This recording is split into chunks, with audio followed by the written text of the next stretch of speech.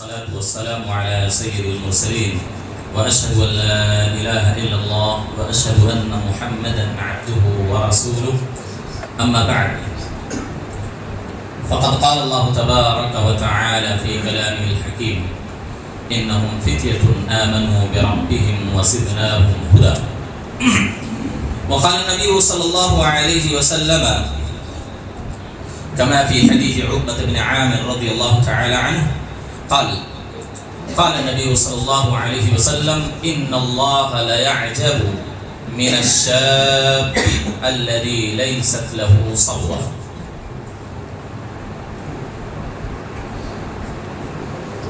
حاضرین گرامی، وقت تو زیادہ ہو ہی چکا ہے. انشاءاللہ چند منٹوں کے اندر کچھ بکھری ہوئی باتیں آپ کے سامنے رکھ سکتا ہوں، کیونکہ وقت اجازت نہیں دے رہا ہے کہ پورے عنوان کو ان اوقات میں سمیٹا جائے. کچھ انشاءاللہ عنوان ہی کے متعلق کچھ اہم باتیں جو میں سمجھتا ہوں آپ کے سامنے رکھنے کی کوشش کروں گا. ایک بات یہ جان لیں، نوجوان اور شوق عبادت یا اسی طریقے سے مختلف عناوین پر آپ عصر کی نماز کے بعد سے لے کر اب تک سماعت کر رہے ہیں، اور غالباً جو چیزیں مجھے کہنی تھی شاید شیخ محترم نے مغرب کی نماز سے پہلے آپ کے سماعت کے حوالے کر دیے، لیکن پھر بھی وَذَكِّرْ فَإِنَّ الذِّكْرَىٰ تَنفَعُ الْمُؤْمِنِينَ، نصیحت مومنوں ہی کو نفع پہنچاتی ہے، انہی کے لیے مفید ہوتی ہے. تو بطور نصیحت چند چیزیں آپ کے سامنے ذکر کر رہا ہوں. نوجوانی کا جو مرحلہ ہے، یہ جو موقع ہے، جو وقت ہے، یہ جو ایام ہے نوجوانی کے، جہاں انسانوں کی اور معاشرے کی نگاہ میں قدر و قیمت رکھتے ہیں، وہیں پر شرعی اعتبار سے بھی اس کو بڑی اہمیت حاصل ہے. شریعت میں بھی اس کو بڑی تحسین کی نگاہوں سے دیکھا گیا ہے، اور شریعت نے بے شمار مواقع پر نوجوانی کے اعمال کو، نوجوانی کی عبادتوں کو، نوجوانی کے ایام کو سراہا بھی ہے. آپ دیکھیں قرآن مجید میں نوجوانوں کے متعلق کچھ واقعات مذکور ہیں، جیسا کہ ہم نے ابھی آیت پڑھی اصحاب کہف کے متعلق. وہ نوجوان ہی تھے، اللہ نے ان نوجوانوں کی تعریف کی. کیوں؟ نوجوانوں کی تعریف اس وجہ سے کی کہ وہ ایک تو توحید پرست تھے، ایمان والے تھے، اور ایمان میں ان کے ثابت قدمی تھی، وہ اپنے ایمان کی حفاظت کرنے والے تھے، اور ساتھ ہی ساتھ وہ اخلاق والے بھی تھے. جن کے پاس ایمان ہے، توحید ہے، عبادت ہے، تقوی و طہارت ہے، وہی انسان با اخلاق ہے. کیونکہ اخلاق کی جو اقسام ہے، جو اس کی قسمیں ہیں، اس کی انواع ہیں، اس کا تعلق صرف دنیاوی سطح پر نہیں ہے، اس کا تعلق دین سے بھی. اخلاق کبھی کبھی عبادت بھی بنتے ہیں. اسی وجہ سے ہر بہترین اور اچھے اخلاق پر بے شمار اور بے انتہا اجر و ثواب کی بشارت سنائی گئی. آپ صلی اللہ علیہ وسلم نے اسی وجہ سے آپ دیکھیں عقبہ بن عامر کی جو حدیث ہم نے آپ کے سامنے پڑھی ہے، اس میں اتنی بڑی فضیلت بیان کی گئی ہے. جو انسان اخلاق حسنہ کا پیکر ہو، جس کے اچھے اخلاق ہوں، اچھے کردار ہوں، لوگوں کی نگاہ میں وہ بڑا بہترین اور محبوب شخص اگر ہو، تو اللہ کے نبی صلی اللہ علیہ وسلم نے بڑی فضیلت اور بڑی بشارت سنائی. کہا اللہ ایسے آدمی کو پسند کرتا ہے، اللہ ایسے آدمی کو پسند کرتا ہے. ان اللہ لا یعجب من الشاب، ایسے نوجوان کو اللہ پسند کرتا ہے جس کے اندر اخلاقی خرابی نہ ہو. الذی لیس له صبوہ، جس کا میلان گناہوں کی طرف نہ ہو، بد اخلاقی کی طرف نہ ہو، نفسانی خواہشات کی طرف نہ ہو، بد دینی کی طرف نہ ہو. صبوہ میں یہ ساری چیزیں داخل ہیں. اگر انسان اچھے اخلاق کا حامل ہے، اچھے کردار ہیں، نماز روزے کی پابندی کے ساتھ ساتھ لوگوں کی نگاہ میں بھی وہ انسان محبوب شمار کیا جاتا ہے، تصور کیا جاتا ہے. لوگ اس کو اچھی نگاہ سے دیکھتے ہیں کیونکہ اس کا کریکٹر بہت اچھا ہے، اس کے لوگوں کے ساتھ تعلقات بہت اچھے ہیں، لوگوں کے ساتھ گفتگو، لوگوں کے ساتھ اٹھنا بیٹھنا، لوگوں کے ساتھ لین دین اس کا بہت بہتر ہے. یہی حسنہ، اخلاق حسنہ، یہی ساری چیزیں. تو اللہ کے نبی صلی اللہ علیہ وسلم نے کہا بد اخلاقی کی طرف اگر کسی کا میلان نہ ہو، رجحان نہ ہو، بد اخلاقی اس سے سرزد نہ ہوتی ہو، تو ایسے انسان کو اللہ پسند کرتا ہے، اللہ محبت کرتا ہے۔ اور یہ جان لیں کہ اللہ کی محبت اگر کسی کو حاصل ہو گئی تو اس کی دنیا بھی بن گئی اور اس کی آخرت بھی بن گئی۔ حدیث کے اندر آتا ہے اللہ جب کسی سے محبت کرتا ہے تو جبریل کو آواز دیتا ہے، جبریل کو پکارتا ہے کہ اے جبریل انی احب فلان، میں فلاں بندے سے محبت کرتا ہوں، اس کو چاہتا ہوں، اس سے محبت کرتا ہوں، تم بھی اس سے محبت کرو۔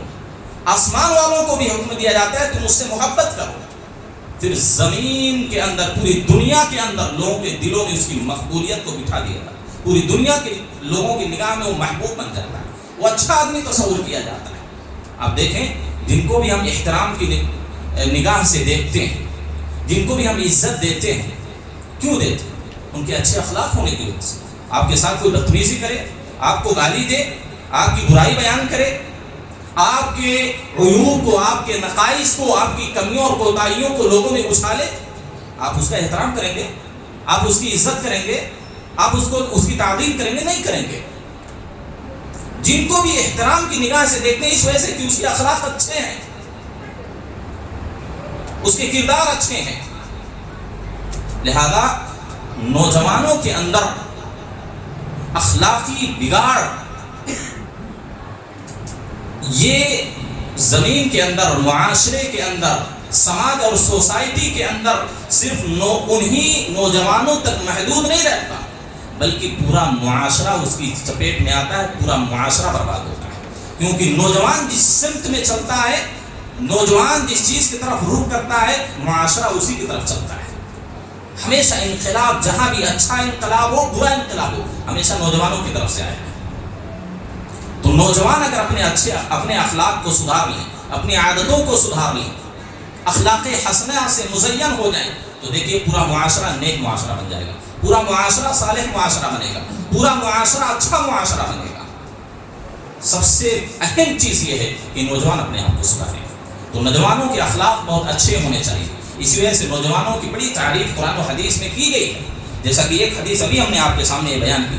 اور آپ دیکھیں نوجوانی کی عبادت بھی اللہ کو بہت مقبول ہے، اور عبادت ہم نے کہا صرف نماز روزے کا نام نہیں ہے، عبادت صرف نماز روزے کا نام نہیں ہے۔ اگر آپ کے پاس اخلاق نہیں ہے تو آپ یہ سمجھ لیں آپ کی نماز، آپ کی یہ روزے، آپ کی عبادتیں، آپ کے یہ تقویٰ و طہارت، آپ کی یہ زکوٰۃ و صدقات و خیرات کم نہیں ہے۔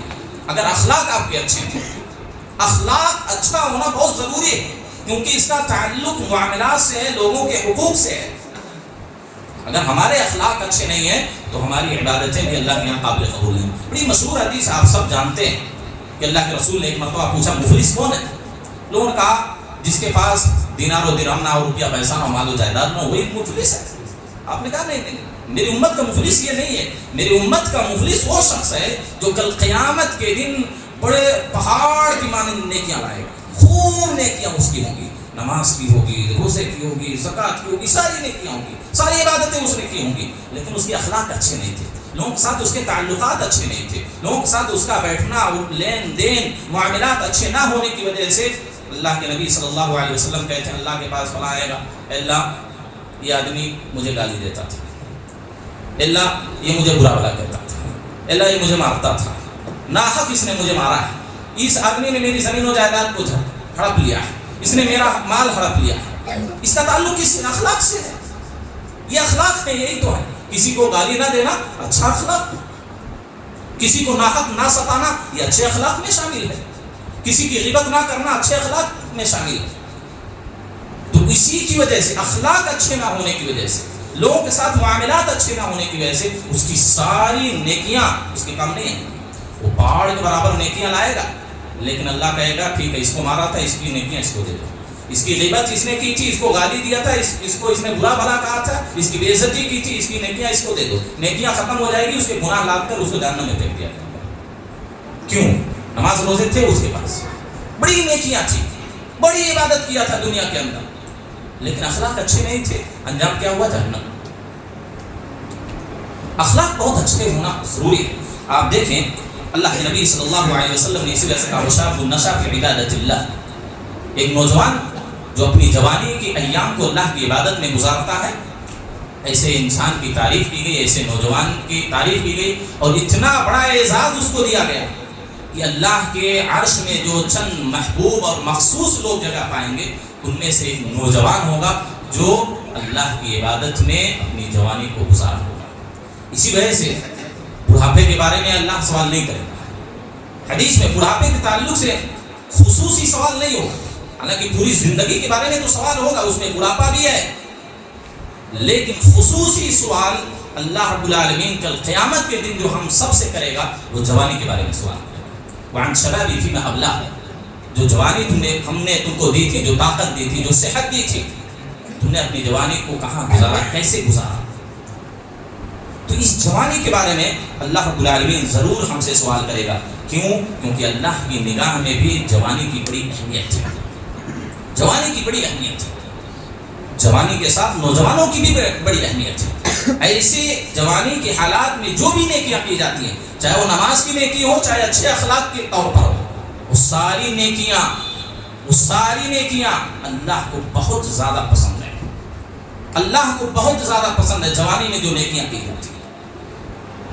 لوگ یہ جو بیان کرتے ہیں صرف عبادت، نوجوانی کی صرف عبادت اللہ کو بڑی پسند نہیں، جوانی کے ایام میں جو بھی نیکیاں آپ کریں اللہ کو بڑی پسند ہے، کیونکہ اسی وقت انسان بڑے بڑے فطروں کا شکار ہوتا ہے، انسان بے راہ روی کا شکار ہوتا ہے، انسان عریانیت فحاشی کی طرف مائل ہوتا ہے۔ انہی ایام کے اندر جو برے اخلاق ہو سکتے ہیں، بڑے بڑے جو جرائم ہو سکتے ہیں، انہی جوانی کے ایام میں وہ سارے جرائم کو انجام دیتا ہے۔ تو کہنے کی بات یہ ہے کہ یہ جوانی کی بڑی اہمیت ہے، قرآن و حدیث میں اس کی بڑی فضیلت بیان کی گئی ہے۔ اور رہا معاملہ نوجوانوں کے حسن اخلاق کا، تو اخلاق حسنہ کی آپ تو بارہا فضیلت سنتے رہتے ہیں کہ اخلاق حسنہ یہ اتنی بڑی عبادت ہے، یہ اتنی بڑی نیکی ہے، اچھے کردار کا حامل ہونا، کہ انسان جنت میں اس کی بنیاد پر داخل ہو سکتا ہے۔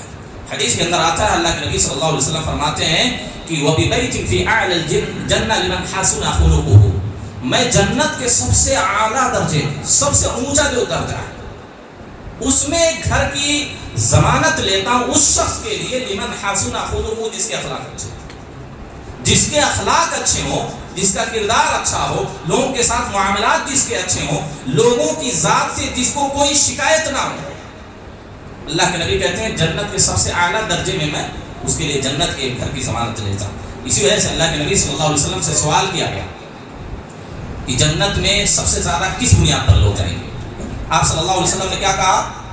آپ صلی اللہ علیہ وسلم نے کہا تقوی اللہ و حسن الخلق، تقوی اللہ و حسن الخلق، اللہ کی تقوی کی بنیاد پر اور اچھے اخلاق کی بنیاد پر انسان سب سے زیادہ جنت میں جائیں گے۔ تو اچھے اخلاق اگر ہمارے پاس ہیں، اچھے کردار اگر ہمارے پاس ہیں، تو گویا کہ ہم کامیاب لوگوں میں سے ہیں، کیونکہ نبی صلی اللہ علیہ وسلم کی محبت اس سے حاصل ہوتی ہے۔ اللہ کے نبی صلی اللہ علیہ وسلم کہتے ہیں ان من احبکم الی واقربکم منی مجلسا یوم القیامہ، میرے نزدیک تم میں سے سب سے محبوب، سب سے زیادہ پسندیدہ اور قیامت کے دن سب سے زیادہ قریب میرے نبی کی قربت کس کو نہیں چاہیے؟ نبی کا ساتھ اور معیت کس کو نہیں چاہیے؟ اور دنیا کے اندر نہیں، آخرت میں۔ اور نبی کی معیت اگر کسی کو حاصل ہوگی، نبی کی قربت کسی کو حاصل ہوگی، نبی کی محبت کسی کو حاصل ہوگی، تو گویا کہ انسان کامیاب ہے۔ نبی کے ساتھ اگر کوئی ہوگا تو ظاہر سی بات تو انسان کامیاب لوگوں میں سے ہے۔ تو اللہ کے نبی کہتے ہیں میرے نزدیک سب سے محبوب آدمی تم میں سے اور میرے سب سے زیادہ قریب تم میں سے وہ آدمی ہوگا جس کے اخلاق سب سے اچھے ہوں گے۔ اور یہی وہ نیکی ہے، یہی وہ عمل ہے جو ترازو میں، میزان میں سب سے زیادہ وزنی ہے توحید کے بعد۔ اسی وجہ سے بعض محدث، بعض علماء نے توحید کو اخلاق حسنہ میں شمار کیا، کیونکہ یہ بھی بد اخلاقی ہے کہ اللہ کے ساتھ، اللہ کی عبادت میں، اللہ کے حقوق میں کسی اور کو شریک ٹھہرایا جائے، یہ اللہ کے حق کو غصب کرنا ہے۔ جس طرح ایک انسان دوسرے انسان کے حقوق کو ادا نہیں کرتا، کسی کا حق غصب کر لیتا ہے، ڈاکہ ڈالتا ہے، تو یہ بھی بد اخلاقی ہے کہ نہیں؟ چوری ڈکیتی بد اخلاقی ہے، کسی کا کوئی مال ہڑپ لے، کسی کا حق ادا نہ کرے، یہ بھی بد اخلاقی ہے۔ لوگوں کو معاشرے میں اچھی نگاہ سے نہیں دیکھا جاتا۔ ایسے جو لوگ ہوتے ہیں جو چوری ڈکیتی کرتے ہیں، لوگوں کے حقوق کو ہڑپ لیتے ہیں، لوگوں کے حقوق کو ادا نہیں کرتے، یہ تو اللہ کا حق ہے اور سب سے بڑا حق ہے اللہ کا توحید۔ تو اسی وجہ سے کہا جاتا ہے توحید کے بعد اگر کوئی سب سے بڑی نیکی ہے تو حسن اخلاق ہے۔ اللہ کے نبی صلی اللہ علیہ وسلم فرماتے ہیں ما من شیء اثقل فی المیزان من حسن الخلق، ترازو میں میزان میں کل قیامت کے دن سب سے وزنی، سب سے بھاری نیکی اگر کوئی ہوگی اچھے اخلاق ہوں گے، اچھے کردار ہوں گے۔ حدیث کے اندر آتا ہے کہ دنیا کے اندر جو پڑھے ہیں نماز، بہت سارے ایسے لوگ آپ کو مل جائیں گے نمازوں کی پابندی ہے، نمازوں کی پابندی ہے، روزے کی پابندی ہے، نوافل کی بھی پابندی ہے، فرائض کے ساتھ ساتھ نوافل کی بڑی پابندی ہے۔ نماز روزے میں تو بہت آگے، لیکن اس کے اخلاق اچھے ہیں۔ ہمیشہ لوگوں کی غیبتیں کرنا، ہمیشہ لوگوں کی برائیاں بیان کرنا، ہمیشہ لوگوں کے خلاف ریشہ دوائیاں کرنا، ہمیشہ لوگوں کو بدنام کرنا، اس طرح کے بہت سارے معاشرے میں پائے جاتے ہیں۔ اللہ کے نبی صلی اللہ علیہ وسلم کہتے ہیں اگر کسی کے ہاں نوافل میں کمی ہو، فرائض ادا کرنا نوافل میں کمی ہو، تو وہ انسان حسن اخلاق کے ذریعہ تہجد پڑھنے والے اور نفلی روزہ رکھنے والوں کے ثواب کو حاصل کر سکتا ہے، اپنے اچھے اخلاق کے ذریعہ، اپنے اچھے کیریکٹر کے ذریعہ۔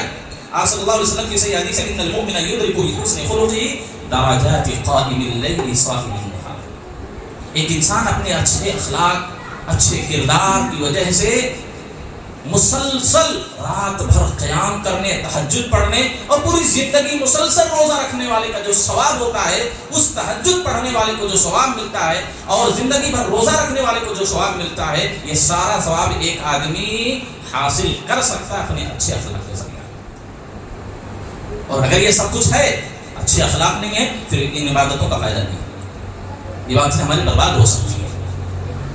اللہ کے نبی صلی اللہ علیہ وسلم نے اسی وجہ سے کہا کہ جس اعتبار سے انسان کے اندر جس کیفیت کے ساتھ اچھے اخلاق اس کی زندگی میں جتنے زیادہ ہوں گے، اس کا ایمان اتنا ہی مکمل ہوگا، اس کا ایمان اتنا ہی مکمل ہوگا۔ اور اخلاق حسنہ میں جیسے جیسے جیسے کمی آئے گی، ہمارا ایمان بھی کم ہوتا جائے گا۔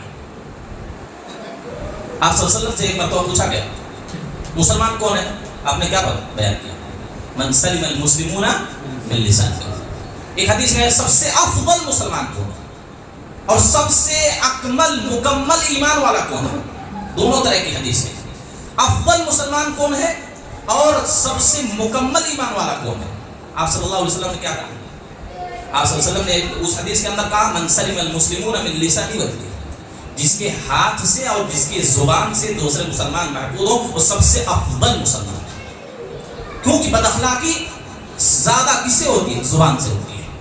سب سے زیادہ بد اخلاقی زبان سے، کسی کو گالی دینا، جھوٹ بولنا، کسی کی غیبت کرنا، کسی کا مذاق اڑانا، کسی کو حقیر کرنا، ساری جو جتنی بھی برائیاں ہیں اکثر زبان سے ہوتی ہیں۔ اسی وجہ سے زبان کی حفاظت پر اللہ کے نبی نے جنت کی بشارت سنائی۔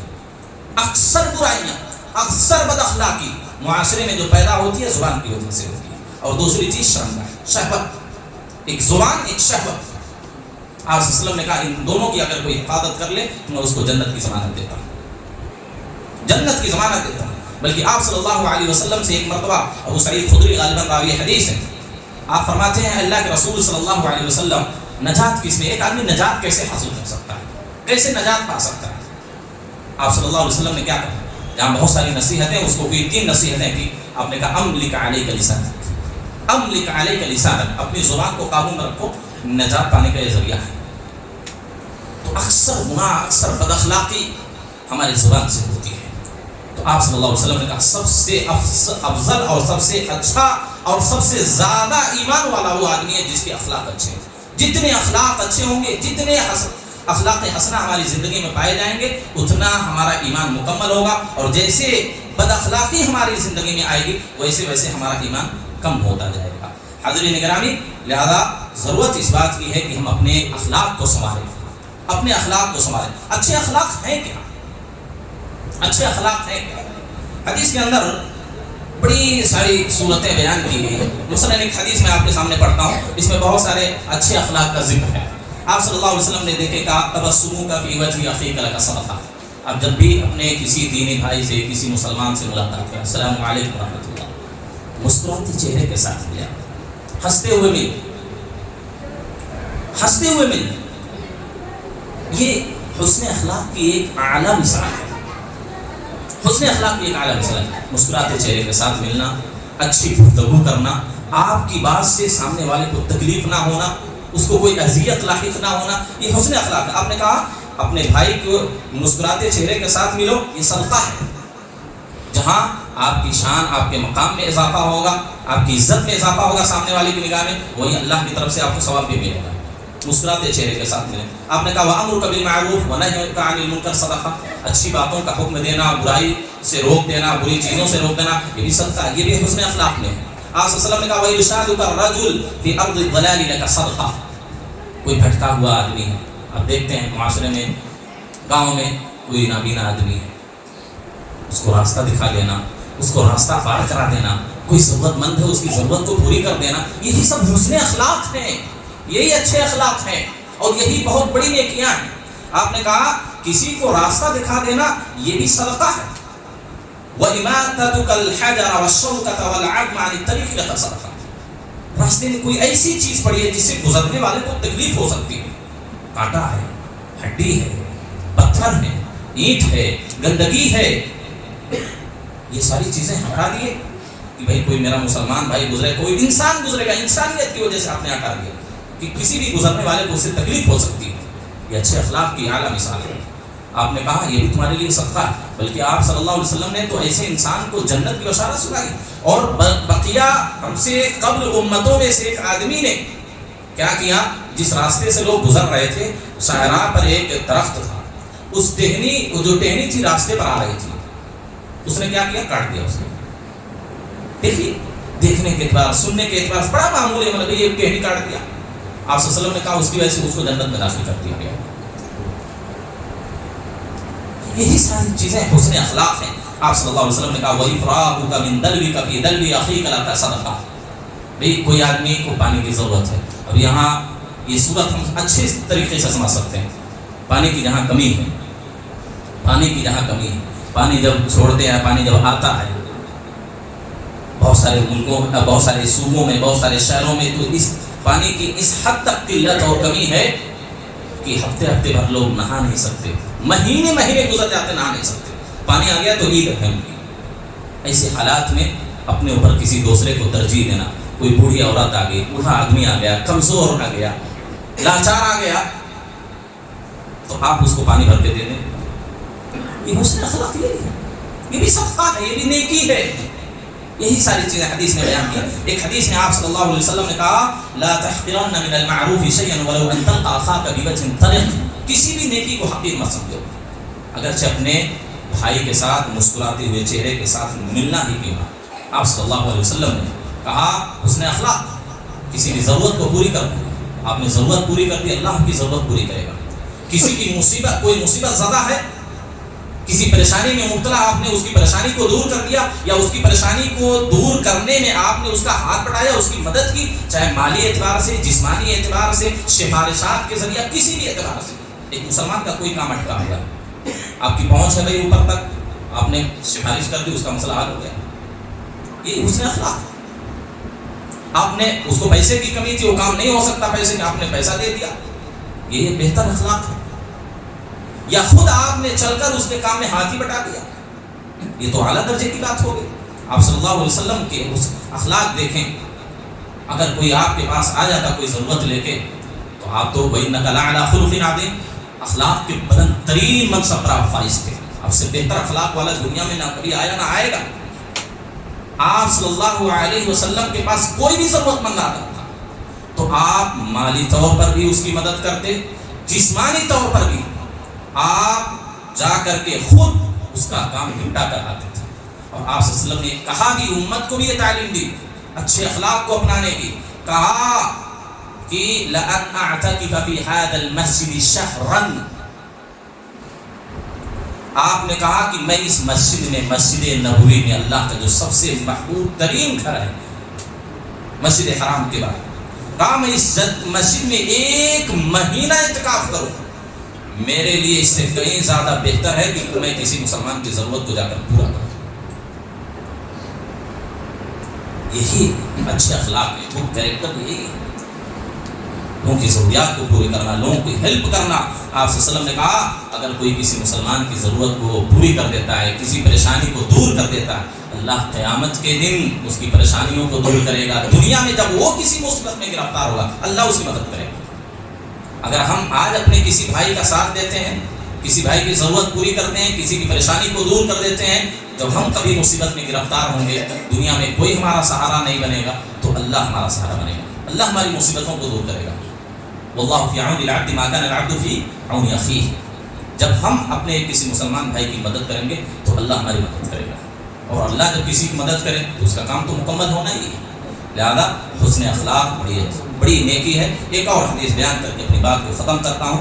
اللہ کے نبی صلی اللہ علیہ وسلم کے پاس ایک آدمی آتا ہے، کہتا ہے اللہ کے نبی صلی اللہ علیہ وسلم ای الاعمال احب الی اللہ، کون سے اعمال اللہ کی نگاہ میں سب سے زیادہ محبوب ہے، کون سے ایسے عمل ہیں جن سے اللہ سب سے زیادہ محبت کرتا ہے، اللہ ان اعمال کو چاہتا ہے، ان کو پسند کرتا ہے. آپ صلی اللہ علیہ وسلم نے کہا احب الناس الی اللہ عز وجل انفعهم للناس، لوگ اللہ کی نگاہ میں سب سے محبوب، سب سے پسندیدہ وہ آدمی ہے جو لوگوں کے لیے سب سے زیادہ نفع پہنچتا ہے، جس کی ذات سے سب سے زیادہ نفع پہنچتا ہو معاشرے میں، سماج میں، سوسائٹی میں لوگوں کو، اللہ کی نگاہ میں وہ سب سے زیادہ معزز ہے، سب سے زیادہ پسندیدہ ہے. اللہ کے نبی صلی اللہ علیہ وسلم نے کہا وَأَحَبُّ الْأَعْمَالِ إِلَى اللَّهِ، اور اللہ کے نزدیک سب سے محبوب اعمال میں سے یہ عمل ہے کہ سرور تدخلہ علی مسلم، جو مسلمان پریشان حال ہے، کسی بھی اعتبار سے ایک مسلمان کو آپ خوش کرتے ہیں، کسی بھی اعتبار سے، کسی بھی ناحیے سے آپ ایک مسلمان کی زندگی میں خوشی لا دیں، اللہ کے نزدیک سب سے محبوب ترین عمل میں سے. اور خوشی کسی کی بھی ذریعہ ہو، آپ دو بول کر کے اس کو خوش کرا دیں، یا مالی اعتبار سے پریشان ہے، مال دے کر اس کو خوش کر دیں، کوئی ضرورت اٹکی ہوئی ہے وہ ضرورت پوری کر دیں، خوش آدمی کو خوشی حاصل ہو. تو اللہ کے نبی صلی اللہ علیہ وسلم نے کہا سب سے بہترین عمل ہے. اور آپ نے کہا او تکشف عنہ کربہ، کسی پریشانی میں گرفتار ہے اس کی پریشانی کو آپ دور کر دیں. او تقضی عنہ دینا، ایک آدمی مقروض ہے، اس کے اوپر قرض کا بوجھ لدا ہوا ہے، آپ اس کے بوجھ کو دور کر دیں، اس کے بوجھ کو ہٹا دیں، یعنی اس کی طرف سے قرض ادا کر دیں. زکوٰۃ کے ذریعہ نہیں، زکوٰۃ چند مخصوص حالات میں اجازت ہے کہ آپ اس کے ذریعہ کسی کے قرض کو ادا کریں، تو آپ قرض کو ادا کر دیں. او تدرد عنہ جوا، معاشرے میں جو مسکین ہیں، غریب ہیں، بیوہ ہیں، یتیم ہیں، ان کا پیٹ بھر دیں، ان کی ضرورتوں کو پوری کر دیں. کوئی آدمی بھوکا ہے، کھانے پینے کا بندوبست نہیں اس کے گھر میں، آپ اس کو کھانا کھلا دیں. اور آپ نے اسی حدیث میں کہا کہ یہ مہینہ اعتکاف کرنے سے میرے لیے بہتر ہے کہ اپنے کسی بھائی کی میں ضرورت پوری کر دوں. ومن کف غضبہ ستر اللہ عورتہ، اور اللہ کے نبی صلی اللہ علیہ وسلم نے اس حدیث کے اندر آگے کہا ومن مشى مع فیہ حاجہ، جو اپنے کسی بھائی کے ساتھ اس کی ضرورت کو پوری کرنے کے لیے چلتا ہے، حتی تتحیٰ لہ ثبت اللہ قدمہ یوم تزول الاقدام، تو اللہ رب العالمین اس دن اس انسان کے قدم کو ثابت قدمی عطا فرمائے گا جس دن سارے لوگوں کے قدم پھسل رہے ہوں گے. ایک مسلمان کے ساتھ اچھا برتاؤ کرنا، اچھا معاملہ کرنا، اور ان کی زندگیوں میں خوشیاں لانا، اپنی ذات سے کسی کو کسی طرح کی کوئی تکلیف نہ دینا، نہ تو ہاتھ سے، نہ تو زبان سے، نہ کسی اور چیز کے ذریعہ. یہی حسن اخلاق ہیں اور یہی سب سے بہترین لوگ ہیں، اور جنت میں جانے کا بہت اعلیٰ راستہ ہے. اسی وجہ سے نبی صلی اللہ علیہ وسلم ہمیشہ یہ دعا کرتے تھے اللہم احسنت خلقی فاحسن خلقی، بعض روایات میں اللہم کما حسنت خلقی فحسن خلقی، اللہ جس طرح مجھے خوبصورت بنایا ہے میرے اخلاق کو بھی اچھا بنا دے، میرے اخلاق کو بھی خوبصورت بنا دے. یہ دعا ہمیشہ انسان کو کرنی چاہیے، کیونکہ حسن اخلاق بہت بڑی نیکی ہے. اور ایک بات یہ بھی جان لے، بد اخلاقی ایک تو زبان کے ذریعے ہم نے کہا، اور شہوت دوسرا راستہ ہے، اور تیسری سب سے بڑی چیز بری صحبت ہے، بری صحبت. اسی وجہ سے ہمیشہ انسان کو ایسے دوست اختیار کرنا چاہیے جس سے اس کی زندگی میں سدھار ہو، اس کی زندگی میں عبادت کا شوق و جذبہ پیدا ہو، اسی وجہ سے علماء نے صداقت کے، دوستی کے چند شروط بیان کیے ہیں. یہ شرطیں بیان کر کے اپنی بات کو ختم کرتا ہوں. امام ابن جوزی المالکی رحمہ اللہ بیان کرتے ہیں کہ کیسے دوست کا انتخاب کرنا چاہیے. آپ نے معاشرے میں دیکھا ہوگا بہت سارے متقی اور پرہیزگار لوگ بھی، عبادت گزار لوگ بھی جب بری صحبت اختیار کر لیتے ہیں، برے دوستوں کے ساتھ رہتے ہیں، برے لوگوں کے ساتھ اٹھتے بیٹھتے ہیں، وہ بھی ایک نہ ایک دن برے بن جاتے ہیں. چند ایام تک تو نمازوں کی پابندی ہوتی ہے، بے نمازی کی صحبت میں رہیں گے، شرابی کی صحبت میں رہیں گے، بدکار لوگوں کی صحبت میں رہیں گے، تو ایک نہ دن آپ نمازوں میں سستی دھیرے دھیرے کرتے جائیں گے. ایک وقت ایسا آئے گا آپ نماز ہی نہیں پڑھیں گے. چند دن تک آپ شراب پینے سے بچ جائیں گے، چند دن تک آپ بدکاری سے بچ جائیں گے، لیکن ایک دن وہ آئے گا جب آپ اس کے کام میں شریک ہوں گے. یہ تجربے کی بات ہے، لوگوں نے دیکھا ہے، لوگوں نے سنا ہے، یہ سب جانتے ہیں. تو امام ابن جوزی المالکی رحمہ اللہ قوانین الفقہیہ کے اندر کہتے ہیں دوست کیسا ہونا چاہیے. آپ کہتے ہیں ان یکون سنیا فی اعتقاد. آپ دوست کس کو بنائیں؟ جو صحیح عقیدے والا ہے، صحیح عقیدے والا اہل السنہ والجماعہ کے مسلک پر اور منہج پر قائم ہو، جس کے اخلاق برے ہوں، جس کا یہ عقیدہ برا ہو.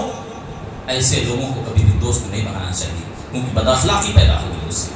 دوسری شرط آپ نے بیان کی ان یکون تقیا فی دینہ، وہ اپنے دین میں اللہ سے ڈرنے والا، دین کے معاملات میں اللہ سے ڈرنے والا، اللہ کی نافرمانی نہ کرے، اللہ کے حکم کی عدول، اللہ رب العالمین کے حکم کی مخالفت نہ کرے. ان یکون تقیا فی دینہ، اپنے دین کے معاملے میں اللہ سے ڈرنے والا ہو. کیونکہ اگر وہ بدعتی ہوگا، آپ کہتے ہیں اگر وہ فاسق ہوگا، ربما جر صاحبه الى مذهبه، اگر وہ فاسق ہوگا، بدعتی ہوگا، شرابی ہوگا، کبابی ہوگا، ایک نہ ایک دن وہ اپنے اس برے عمل میں اس کو شریک کر لیتا ہے. آپ کہتے ہیں او ظن الناس فی ذلک فان المرء علی دین خلیل. اگر نہ بھی کرے، شرابی کے ساتھ رہے گا تو لوگ بھی اس کو شرابی سمجھیں گے، شرابی کے ساتھ رہے گا تو لوگ اس کو شرابی سمجھیں گے، بدکار کے ساتھ رہے گا اس کو بدکار سمجھیں گے.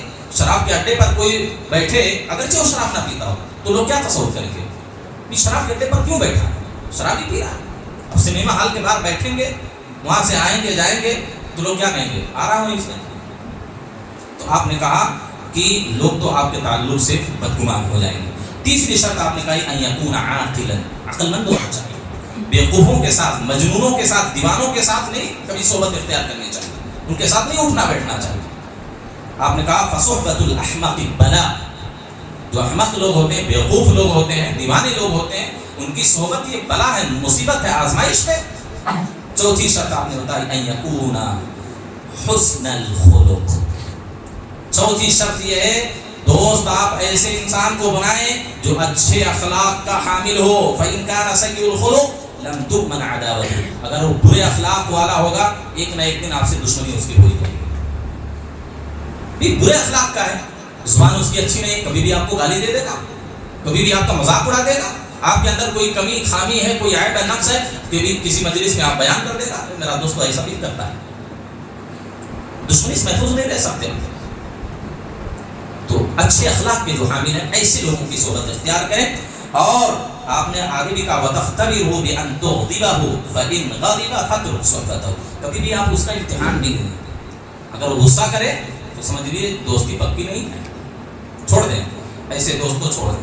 آپ نے کہا ان یکون سلیم الصدر فی الحضور والغیبہ، بڑی اہمیت کا حامل یہ لفظ ہے، بڑی اہمیت کے حامل یہ شرط ہے. آپ نے کہا ایسے انسان کو آپ دوست بنائیں جو سلیم الصدر ہو، آپ کی موجودگی میں بھی اور آپ نہ موجود ہوں تب بھی اس کا دل آپ کے تعلق سے پاک صاف ہو.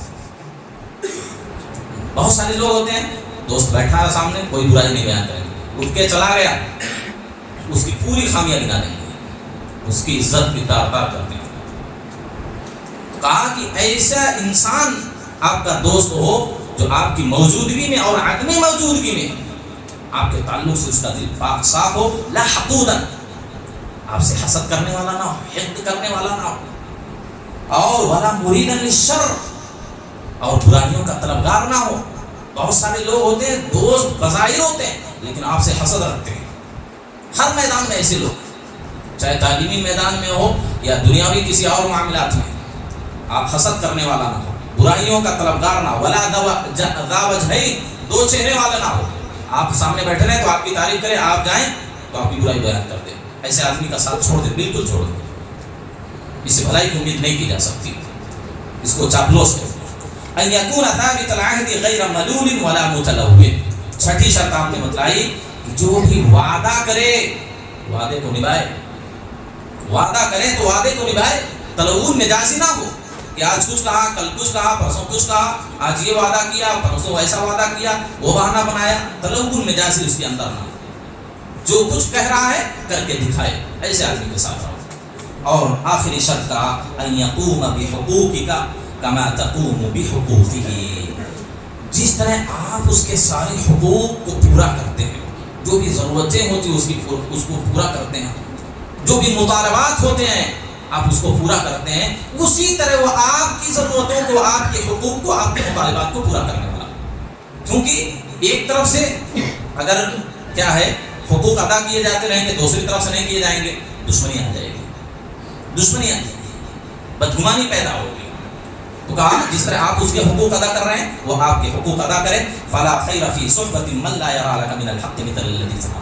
اس آدمی کی صحبت میں کوئی خیر و بھلائی نہیں، کوئی عافیت نہیں، جس آدمی کے حق کو آپ ادا کر رہے ہوں لیکن وہ آپ کے حقوق کی کوئی پرواہ نہ کرے، کوئی فکر اس کو نہ ہو. تو ایسے آدمی کی صحبت میں انسان کو نہیں رہنا چاہیے.